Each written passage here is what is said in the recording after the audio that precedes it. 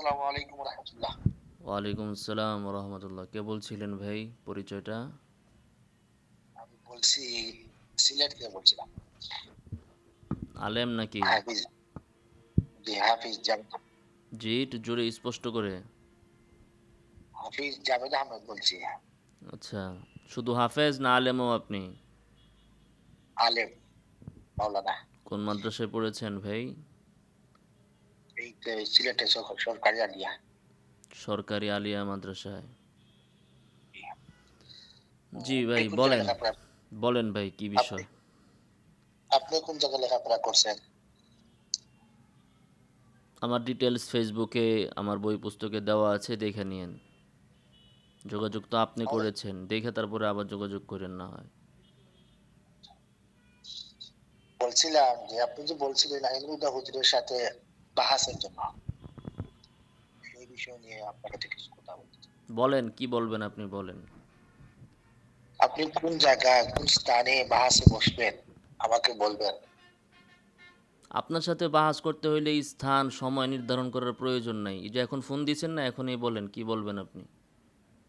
এখনই রাজি, আপনার সরাসরি বাহাস করুন। এই যে আপনার সাথে তো আমার আপনাকে আমি ওই পর্যায়েরই মনে করি না। আপনি অখ্যাত অজ্ঞাত মাঝুল ব্যক্তি, আপনার সাথে বাহাস করতে হইলে স্থান সময় নির্ধারণ কোনো প্রয়োজন নাই আমার।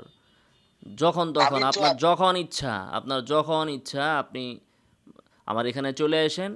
আর না হলে এই যে এখন ফোনে আছি, ফোনেই বলেন আপনার কাছে কি দলিল আছে যে হুজুর সাল্লাহ সাল্লামের ব্যাপারে আপনারা যে আকিদা পোষণ করেন তিনি আমাদের মতো মানুষ নন। বলেন আপনার কাছে কি দলিল আছে। কুল ইন্নামা আনা বাশারুম মিসলুকুম, এই আয়াত আইনুল হুদা সব কাফেরদেরকে দিয়ে দিছে। আইনুল হুদা সব সাহেব ধরনের এই আয়াত দিয়ে দিছে কাফেরদেরকে। এটা কোন তাফসিরের ভিতরে আছে এই আয়াত কাফেরদের জন্য? মুসলমানরা এই আপনি আয়াতের শুধু বক্তব্য দিবে না? কোথায় আছে এটা? শুধু গোলাবাজি করলে হবে না। আপনি কথা বলেন হাদিস দ্বারা, শুধু গোলাবাজি করলেই হবে না, বুঝছেন?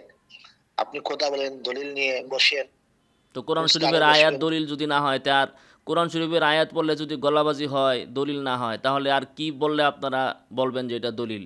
এখন কি বেদ পড়ব আপনি না ঠাকুরমার ঝুলি পড়ব? তাহলে আপনি বলবেন যে না আপ- এটা গলাবাজি না, এটা দলিল। আমি তো বললাম আপনার কুল ইন্নামা আনা বাশারুম মিসলুকুম, দলিল তো আগেই দেওয়া আছে। এই দলিল তো আপনার বাবা, আপনার ঠাকুর দলিল আইনুল হুদা খণ্ডন করতে পারে নাই। এখন আপনি ফেসবুকে বারবার গুতাইতেছেন আমাকে, হোয়াটসঅ্যাপে, যা আপনি বলে দলিল দিবেন, এই বাহাস করবেন। তো বলেন কুল ইন্নামা আনা বাশারুম মিসলুকুম, এই আয়াতের অর্থ কি বলেন আপনি। দলিল দেব আপনাকে বা বাহাস করব, কিন্তু আপনি আরে বাবা, আপনার বললেন সাথে আপনি তো বাহাস করার পর্যায়েও পড়েন না, আপনার সাথে কি বাহাস করব? বাহাস করতে হলে আইনুল হুদার উস্তাদদেরকে বলেন আমার সাথে বাহাস করতে। আপনার সাথে তো বাহাস আপনি না, আপনার সাথে এই যে ফোনেই, এগুলো তো আপনি আপনাকে তো আপনার এক সেকেন্ডের ব্যাপার আপনাদেরকে হুজুরের আপনাদের সাথে কথা বলতে।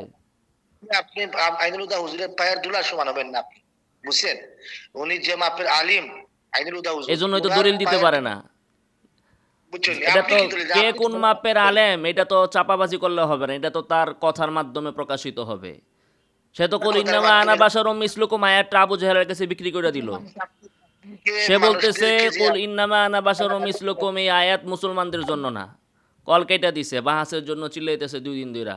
আইনুল হুদার পক্ষ থেকে সে বাহাস করবে, দেখুন অবস্থা।